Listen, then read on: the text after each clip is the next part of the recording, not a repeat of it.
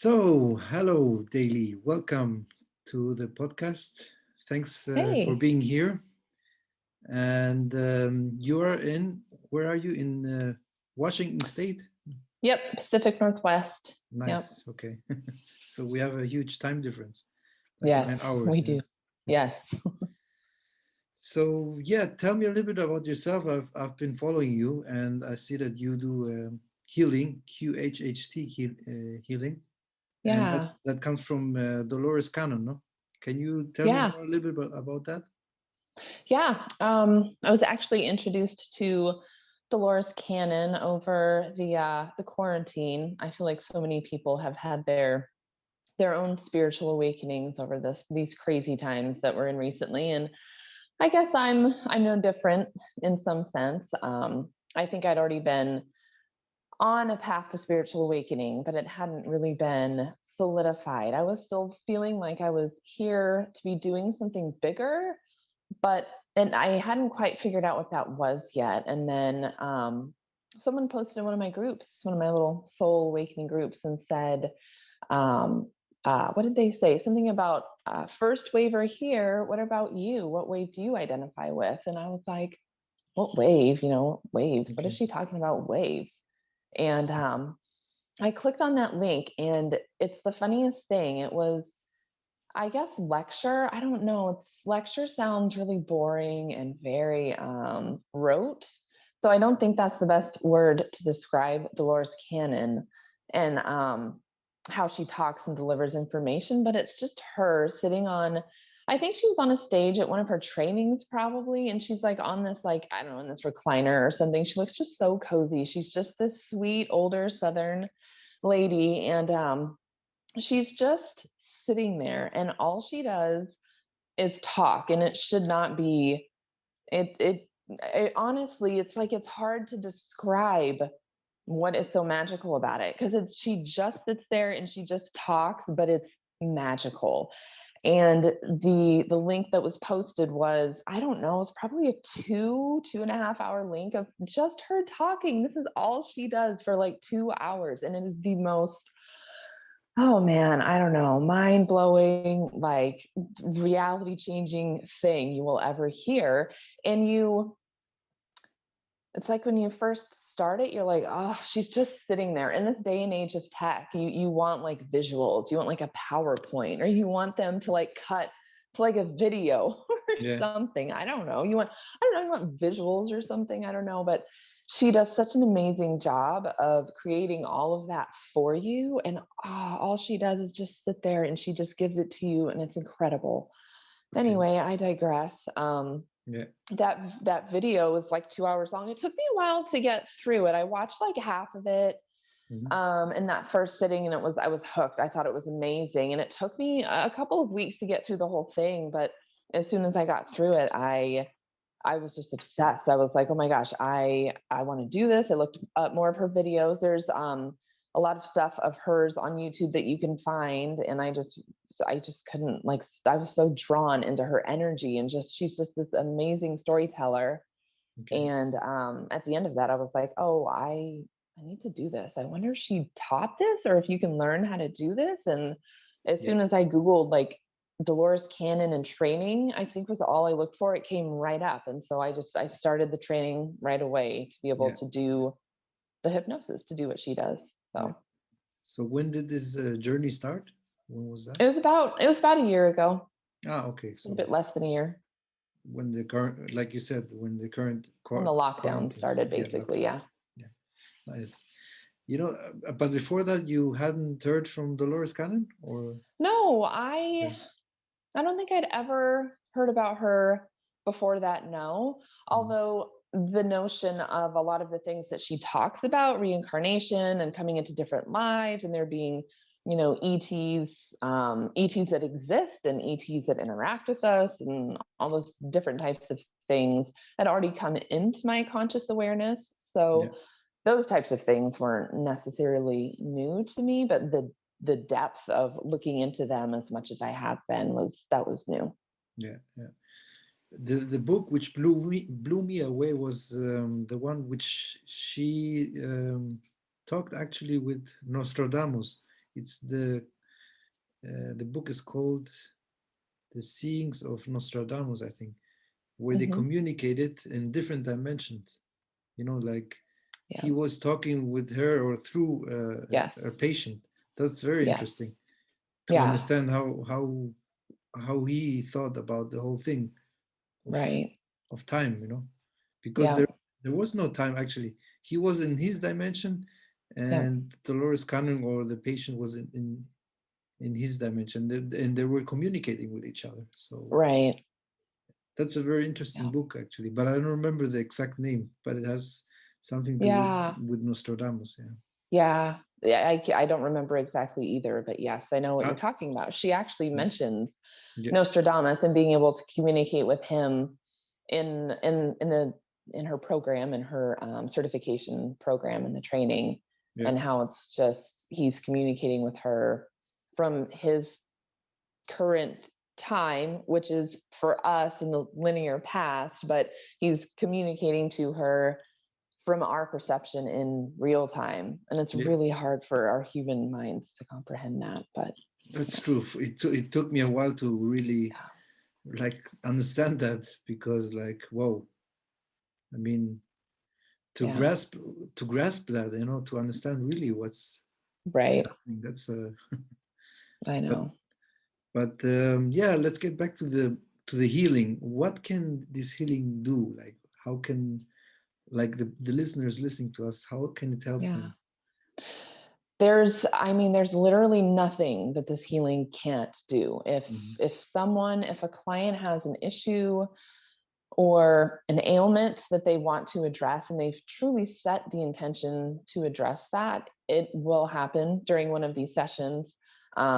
Sometimes the energetic or spiritual root of the issue or the thing that they want to heal needs to be addressed in a way, very intentionally, in a way that doesn't always leave itself open to immediate healing in the session. So sometimes, people will get the information about what is going on and what they need to do to address it.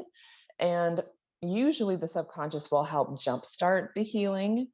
And then it's up to the person to make adjustments and different decisions moving forward to really solidify the healing, if that makes sense. Yes, I understand that.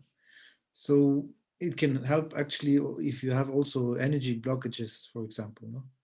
Yeah. I have a lot of clients who have blockages either in a specific chakra, or they just feel like things are kind of stagnant, and they get into a session and we just ask their higher self what exactly is going on, and if immediate healing is appropriate, then they do that. But if there's some emotional or spiritual work that they need to do to follow up with it, like working on self-love or whatever the case may be, then they know that they can do that moving forward, and they'll see the changes that they're wanting to see over time. Yeah. And you can do that all remotely, no? I mean, through Zoom or Skype. Yeah. I will say that Dolores Cannon, she was pretty clear about not wanting her method to be used remotely. And her daughter, Julia, who has continued on the QHHT program, is also very strict about the healings not being done over the internet. And the main reason that I've seen Dolores and Julia mention for that is they worry a bit about people being able to get deep enough to truly access their subconscious mind. And then also the kind of the ethical dilemma of what happens if your connection drops, or the connection is, it doesn't drop, but it's just, it's not a very good connection. And so things are kind of coming in and out. And I understand where they're coming from, and I respect that their stance on it. I would certainly never say that they should change that. I get why they feel that way. There's a similar modality that was created by a student of Dolores's. Her name is Candace. I think her last name is Craw Goldman. I think I got that right. And she has a program called Beyond Quantum Healing that you can get certified in. I'm also certified in that does allow for remote healing. And for me, the most important consideration in healing remotely is addressing the fact that the connection may drop. And so if that happens, having a plan for what to do and just letting the client make their own informed decision about that being a possible issue. Yeah, but I mean, they didn't take into account that since 1 year we are in lockdown, so they didn't know that Right. before. So Yeah. Right. circumstances change, and Right. you have to adapt to that. So Yeah. I'm sure they would, or the daughter of Dolores Cannon, no, Julia, I think is her Yeah. name. She would agree that now, because of this situation, that it's only remotely, available. Yeah. It's really hard. It's hard to find clients who are willing to meet in person, and practitioners also. There's a certain level of comfort, and it depends on where you're at too, as far as the local restrictions and all of that. So remote is just, it really is a nice option to have Yeah, for people who are comfortable with it. yeah. I mean, for me, for example, I would love to do it, but I'm in Switzerland, Right. and you're in the Right. States, so Right. that would be a Yeah. good. Yeah. Which, Yeah. by the way, we should schedule you a session. I would love to do one for you. Yes, definitely. Yeah, I would. Yes. And going back to Dolores Cannon teaching, she Hmm. always talks about life after death, reincarnation. What's your take on that? What's your take on life after death, for example? How do you You see that? know, yeah, I also want to say that any of the information that I give or my opinions, I don't want anyone to think that I'm claiming to be an expert on it. I honestly, all I do is report the information that my clients tell to me while they're in contact with their subconscious. So, any of the info that I give about life after death, I don't want anyone to think I'm giving as like hard, hard, true facts that this is absolutely the way it is or anything like that. This is just kind of my understanding from all of the sessions that I've done. So that being said, I think that, again, this is a concept that's so hard for our human minds to comprehend, just because our experiences are so limited to like our physical bodies here on Earth.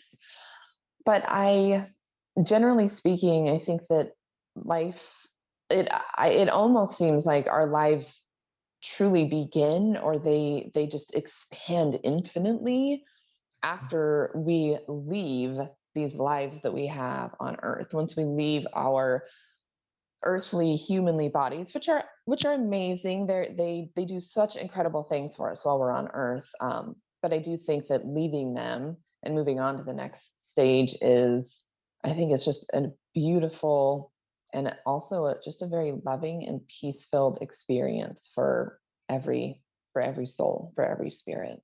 Yeah, yeah. But the same also accounts into reincarnation. No? My guess is, or what I know is that the soul comes back to learn its lesson, and if it hasn't, or the karma needs to be undone, the bad, the good, then they come as often as possible, so, to go through all of these lessons they assigned to. Yeah. For the most part, people, souls, come to Earth to learn. It's even beings from much higher dimensions will choose to come to Earth to learn, because there's so much to be learned from having free will, and from having this duality, from having things and experiences that are, I don't know, what we label as negative or bad, like greed or selfishness or whatever, but also having the opportunity at the same time for, love and peace and altruism. And so even beings that have these like incredible, light and love filled lives in, the 12th dimension or whatever, they still may choose to come to Earth and go through the school that is Earth, so to speak, to learn some things. And then, unfortunately, along the way, because of free will, maybe it's not unfortunate, maybe it just is, beings can get caught up. They get kind of caught on the wheel of karma, I think is what Dolores Cannon referred to it as. And so while you're here and you have your free will, if decisions are made that leave you having not learned those lessons, and leaving you indebted in karma in this past lifetime, now as you've left it, then you do, it's not that you have to come back. No one's ever forced. But once you leave the lifetime and you go back up to the spirit side, or you go back to source, then beings are able to reflect and think, okay, I'm going to try that again. Let me try that again. And I'm going to try to do it differently this time. So, yeah. And what is your take with what's happening now? That we're shifting into the fifth dimension since beginning of all this. yeah. What's your take on that? Most sessions say something pretty similar, and that's just that this is an opportunity. It's not good or bad. It's just an opportunity for us to learn and to grow like everything else is for us on Earth. And it's hard too, because the questions about the future, humans in general really want to know about the future. They don't know what's going to happen. And I am no exception. I really want to know about timelines. How much longer do you think the lockdown may be going? But it's really hard for people's higher selves and their connection to source to quantify things into time, because what is time anyway? Humans are really the ones that are caught up so much in time. And it's also really hard to say what's going to happen in the future because of free will, and because timelines are always shifting. Our reality is always shifting, and it depends, on what we decide to do today as to how our tomorrow will look. Yeah. But the general consensus from the sessions that I've been doing is that everything that's happening right now is for a reason, and that it is triggering a mass awakening for people to wake up and to remember who and what they really are, and to transition from the lower densities, the 3D mentality, so to speak, and then rise up in frequency and vibration to a higher state of being. Yeah. My take is that before we were born, the soul assigned to this, environment, to this family, to these people we are with, to learn the lesson. But from the other side is also that with time, if you realize what the purpose is or why you are here, then you were aligned with more like-minded spirits, with, but in the beginning you have to learn first the lesson. I mean, you cannot get into that immediately. Right. Yep. So, but I mean, the teachings of Dolores Cannon can help also a lot to understand this whole structure, the whole thing, where we're living in. No? Yeah, so, definitely. It's just, there's so much. I think that there's so much that's unknown for humans about anything that we can't perceive, which is, what we are able to perceive is just minute in the grand scheme of things. And we really fear what we don't know or don't understand. It's like when we start to acknowledge that there's so much out there that we don't know about or don't understand, it's a very common human tendency to be scared or fearful, or even just be in denial about that. And so looking into Dolores's work, it just opens up that path to knowledge, and that path to understanding. It's like, even if it doesn't give you the complete picture, all of the depth of understanding everything that is, will be, and ever was, it's just understanding a little bit, just the drop in the bucket about what is likely to happen after you die. Just knowing that you are a soul that's inhabiting a human body, and that your soul, your consciousness, will continue to exist after this human body does not exist anymore. Even just that tiny understanding is just profoundly, life-changing for so many people. Yeah. Funny enough, today I just posted a video on TikTok about reincarnation. Yeah. Where it says, if you understand why you're here, then it makes life easier. And through reincarnation, or like through the topic of reincarnation, if you look into that, it can give you more meaning. Right. That's what I think. So. Yeah, I agree. I think when we're thinking in the kind of traditional view of humanity, is that we don't exist until we're born, and then we only exist as long as we're alive, and then we die and we don't exist anymore. It's almost like, I don't know, I guess on the one hand, people could say, oh, you're only here once, you got to really do meaningful things. But on the other hand, I think it's also easy to fall into that mindset of, what does it matter? Like, why I'm only here for this short amount of time, this is all I'm going to do. Then why does it matter? Why does my lifetime matter? If I don't even exist anymore after this, what's the point? And so, like you're saying, when you think about reincarnation and learning about your purpose in this lifetime and in all of the lifetimes you'll ever live, it does give a lot more meaning to your life overall, but also just everyday small things that you're doing. Yeah. But we also still have a free will. No? We can decide if it's not Yep. good for us, if we don't feel Right. comfortable, we Yeah. can change also the environment. I mean, if we Yeah. have toxic people or toxic family members or whatever, Yeah. if it's not good for you, then you have to decide to move on. Right. Because, yeah, I mean, why should you harm yourself because it's a family or a friend or whatever? Right. You have to always look after yourself at the end. Yeah. Yeah. Yeah. And even that is a kind of a concept that people get wrapped up in a lot of the time of, well, isn't that selfish? Like, why am I taking care of only myself and I'm just going to cut off my family or whatever the case may be? And again, I think that that's just a limitation to being raised in a society of other human beings, because we don't know how infinite and how powerful and incredible we are, just as a foundation, and that, which is what we chose when we came here. That's just part of life, as being a human.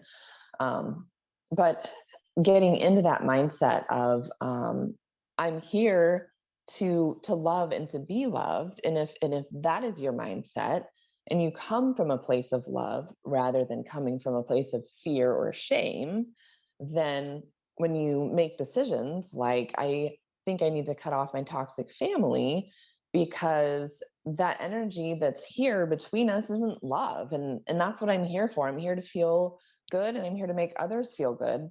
And Mhm. clearly, this dynamic we have going on is not one of love. Yeah. Whereas that other mindset I kind of mentioned that people really have a hard time grasping is more of a fear mindset. It's, what if I make the wrong decision? What if I'm only doing this because I'm selfish or a bad person?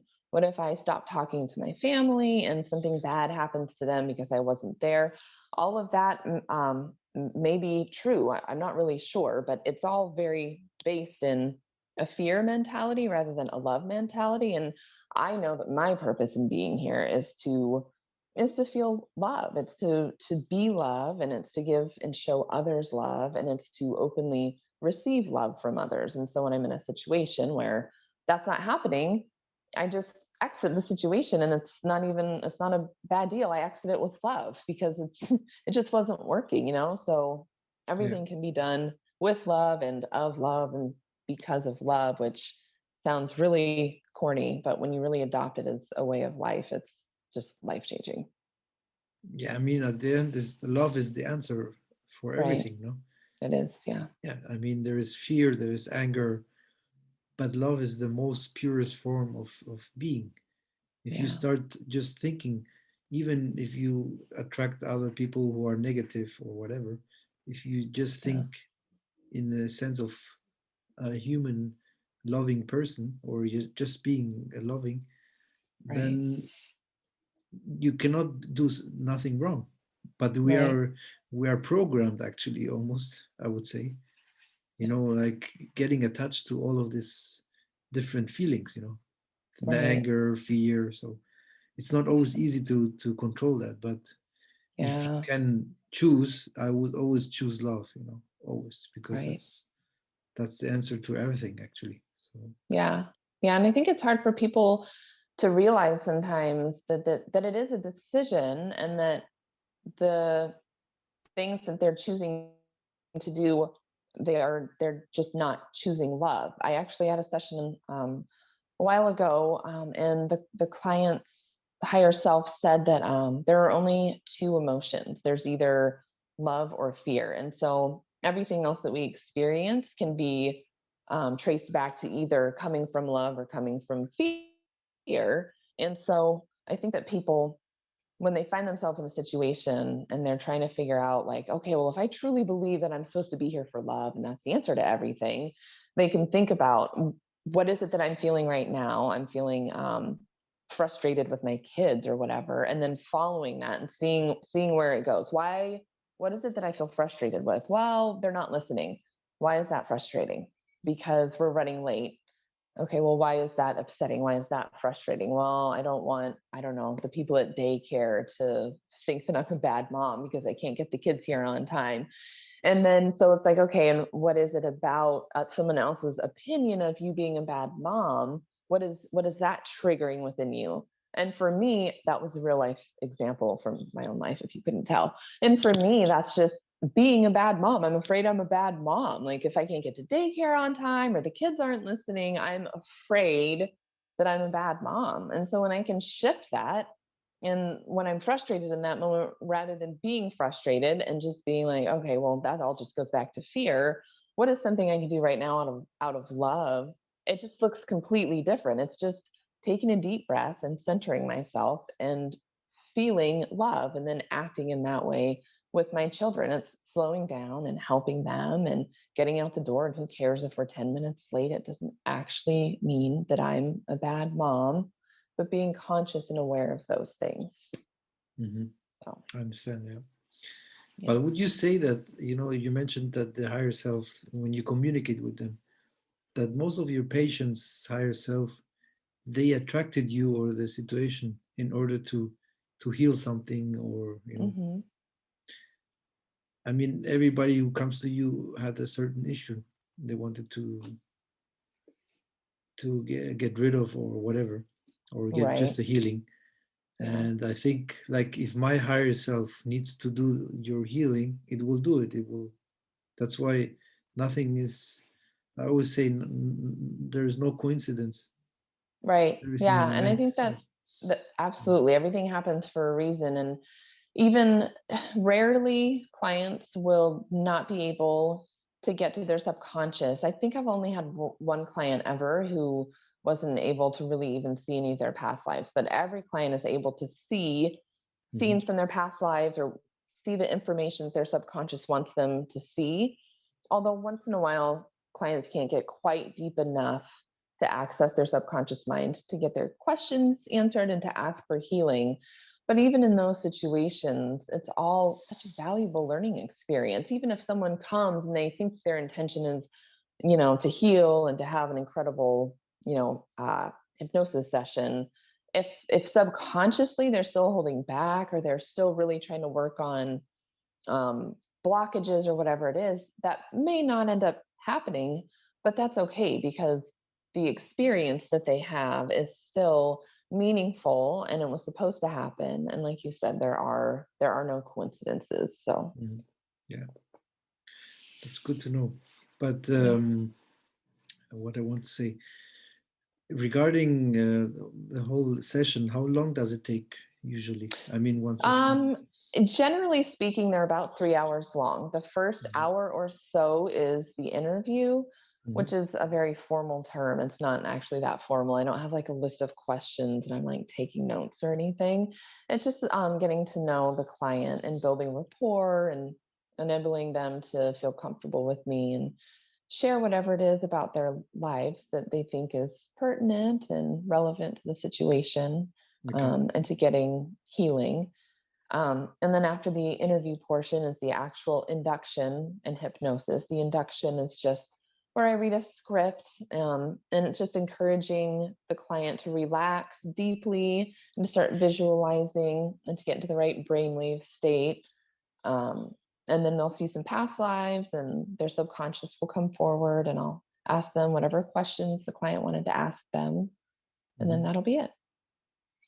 Is it exciting for you when you see from your clients the past lives? I mean, do you feel Yeah, it's so like, much fun. Yeah. I mean, and of course the lifetimes that are like really exciting, like, oh, they're an ET and they're, I don't know, in a UFO or whatever. Those are super fun, of course. But it's okay, also so um it's also so special for clients to see these past lives that seem mundane. Mm-hmm. You know, they'll be like a farmer's wife and it's their lifetime with on the farm, and it seems like super boring, and I don't know, it just seems like the most plain life, right? And then Okay. maybe they'll see another scene as like, I don't know, they were a school teacher or something and they never got married and settled down. They just had like a really simple life.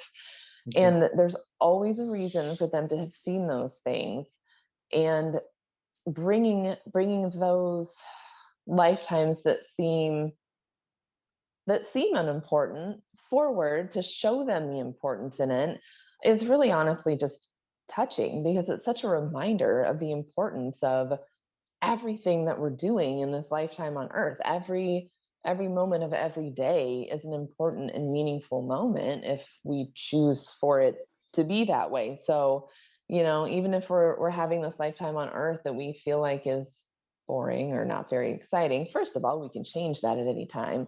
And Mm-hmm. second of all, even if it might be boring or not very exciting, it can still be like profoundly meaningful. And so when I have those sessions, it's actually pretty rare now that I have a client who has just a regular human lifetime that they see.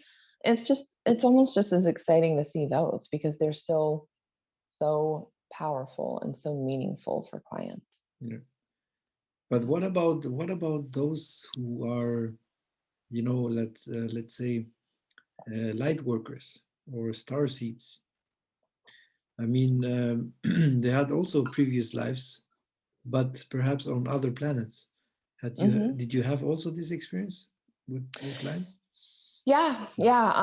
People who identify as being here, like they're already awake to Mhm. the fact that they're here to do something big and something for humanity that maybe they can't quite understand, or they just came to that realization at some point, as they were living their regular human life. Yeah, a lot of the times when they come in for a session, they do have past lives as just incredible. People have been planets, they've been energy or consciousness. They've been a being that didn't even live on a planet. They just like all these things and these options that as a human we have a hard time even like understanding conceptually. um but yeah, those who are here on a mission to help and to heal, even if they've woken up to that yet, or even if they haven't, they're just starting to wake up and that's why they've found me and want a session. A lot of them have had those kind of past lives, and a lot of them see them during their session because they need to be reminded of how just infinitely powerful and full of love and light that they really are. Because life on earth is hard and it's very dense and it's very heavy, and we're really, I don't want to say brainwashed, but we're really programmed to believe that we aren't anything but just a human, and we can't really do anything but like regular human type things. And so seeing those incredible, amazing, almost unbelievable past lives just gives everyone so much confidence and knowingness about what they are and what it is that they're here to do. Mhm. Would you consider yourself like an old soul, or what do you how do you feel? Uh, Yeah, I think I'm an old soul, and I think I've had a lot of different experiences. I've had my own session as a client several times. And funny enough, when I'm facilitating these sessions as a practitioner, clients can also access information about me, because our higher self is our direct connection to source, and source is everything. It's all knowing. And so if a client's higher self is very well connected to source, or if we have a very close emotional connection, like we're really good friends or whatever, or we've had past lives together, then that person can more easily call up information about me. And I've had clients that I've never met before that are like, oh yeah, hey, we had past lives together. This is what we were doing, and this is our mission. And we're actually here on Earth right now doing the same mission. And so I have gotten bits and pieces of information that way as well about my own past lives and my own mission that I'm on right now in this lifetime that I'm having on Earth. So yeah, interesting. Yeah, I mean, you feel connected with others, no? Like me and you, yeah, we have right. a connection to that. Yeah. Regarding ETs, because Dolores Cannon also, spoke a lot about them. For Mm-hmm. me, ETs are actually the future humankind. They're just Yeah. coming back to help us, I would say. Yeah. How do you think about them? Yeah. I think that it's so hard because like we're all just souls. And so it's very true that souls that have spent time on Earth can then leave and go back to a galactic lifetime or start a galactic lifetime as an ET, for example. Um, but ETs, through these sessions, I've really started to understand that ETs, by and large, feel very affectionately towards humans. They were kind of like their little pets, which sounds a little condescending. There's not an air of condescension at all that I've felt in, these interactions with ETs during sessions and stuff. But they really love us. They really want to see us succeed. They know how hard it is to be on Earth, and they know that we all chose to come here for a reason, to learn and to help. And so they feel very compassionately towards us. And the other thing to keep in mind is before we incarnate into any lifetime as either a human here on Earth or an ET on some other planet, we're all, there's no hierarchy really. We're all like on the same level. We're just at source, or we're just on the spirit side. And so when we choose our paths, being on Earth or being on a higher dimensional planet doesn't necessarily make humans the inferior ones or the other races the superior ones, even though it's kind of a dynamic that we've created in our own schema for understanding ETs. We're all just souls having these experiences. And like I said, for the most part, ETs from all corners of the galaxy, all of existence and space and time, really want to help and they want us to succeed, but they're limited in how much they can help. First of all, because of free will. Earth is a free will zone, and we all knew what we were getting ourselves into when we came here. But also, they have to be very careful about how they are helping, even if an individual or the collective of humanity is wanting help, because so many humans would have a really hard time accepting that ETs even exist, let alone that they are here and that they're willing to help us. So they can't. It's hard for them to just reveal themselves in the sky and like bring us technology or something, because a lot of humans would have a hard time with that. But as we continue to awaken and our vibration increases, those are experiences that we're becoming more and more ready for. But I think all the technology we have from today is actually from the aliens. I mean, I think probably, yeah. Well, most or if not all of it is. I actually did a session a while back with someone who she saw a past lifetime as, I think she was Syrian. I think she Syria. was Syrian, Yeah. yes, from Sirius. And she was traveling with a companion from Sirius to Earth to, because someone had called out on Earth. There's a human. And I said, well, must be an important part. Like, can I just call out and like someone's gonna like some Syrians will just come like hang out with me? Like, what exactly is happening here? And my client said, I think, she said, I see the person. It's a man. He's young. He has like a mustache and this and that. And then after she was describing him for a while, she goes, I actually think it's Tesla. I And just I'm wanted to say that. That's funny. yes. I just wanted to And say that. yes, it was Tesla, and they were bringing him technology and information. He had been Syrian in a past life, and his part of incarnating was to help humanity. And he was going to bring them technology and information.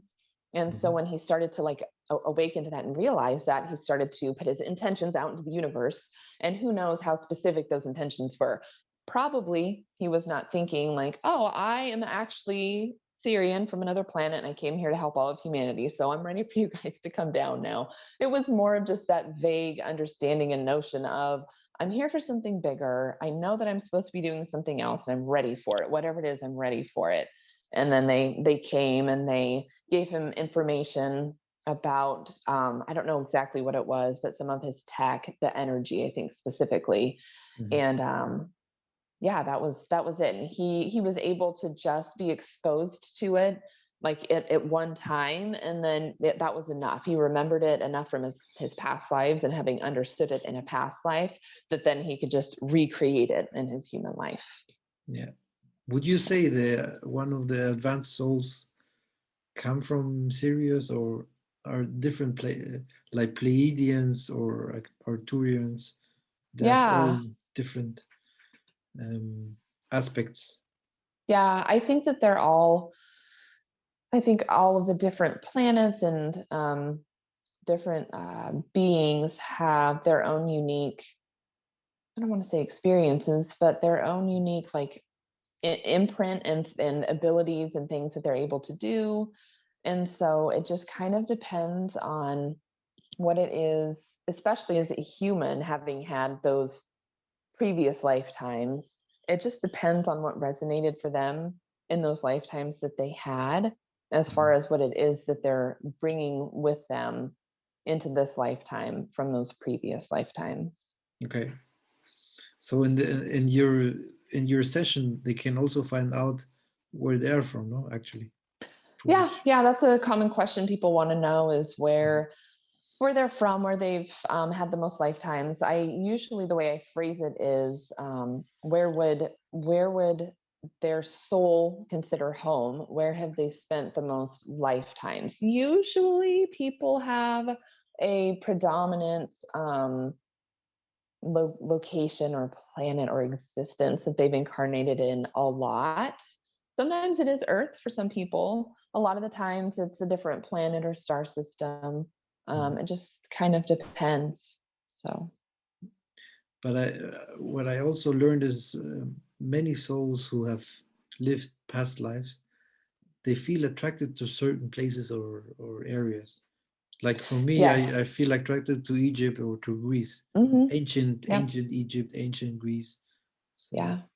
Yeah. A lot of the times, in that case, that's somewhere that you spent a lot of either past lifetimes or where you had really important lifetimes. Actually, I had a client the other day who felt really drawn to Egypt, but it turns out they had never had any past lives there, but their daughter had had past lifetimes in Egypt, and they were very closely emotionally connected to their daughter from other lifetimes. So they were just kind of picking up that energy from ah, their daughter, as far okay, as their daughter having been in Egypt a lot. So interesting. So it could be that some family members or close relative could yeah. be connected Yeah, energy wise. influencing.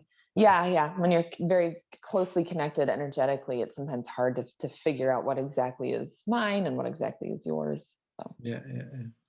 Interesting. yeah. So what work? I mean, okay, I will post the links under the recording where they Yeah. can find you, where they can Yeah. do the sessions and Yeah. everything. That'd be awesome. Yep. And I'm on Instagram and TikTok. I'm mostly on TikTok. TikTok is such an interesting platform. When it first came into my conscious awareness, like a year and a half ago, it was not a very positive vibe. There's a lot of talk about, I don't know, all the young kids that were on it and all these like weird trends that kids would like popularize on it. And I just was like, I don't know, I'm a millennial. I'm like old now. I don't know if this social media platform is for me. And then I just felt really called to get on it. And I just felt like, if it is dark and dense, I can bring some light to it with what it is that I'm doing. And since getting on there, I realized that it is such a wealth of information about spiritual information and knowledge and wisdom. You can find things on TikTok. You can just like pick a hashtag to search, and you can't, I mean, this information you'd be hard pressed to find like anywhere else. And it's just on TikTok. It's just amazing, all of the spiritual and awakening information that you can find on TikTok. So that's the platform that I use the most, but I'm on Instagram as well. Yeah, I would say I had the same experience. I started last year in summer, with TikTok. Before that, for Yeah. me, I thought the same. I thought Yes. TikTok is for young Yes. guys, like they make Yes. fun videos and stuff. Yes. Yeah. But Right. then when you're in lockdown and you're bored, you like download it and Right. then check it out. Yes. In the I beginning, know. it was all funny stuff, and Yes. then suddenly it changed after summer, fall. When fall Yes. came, it went all Yep. spiritual. Like, whoa, Yeah. how No, did that TikTok happens. know that I'm No, so related to many. that?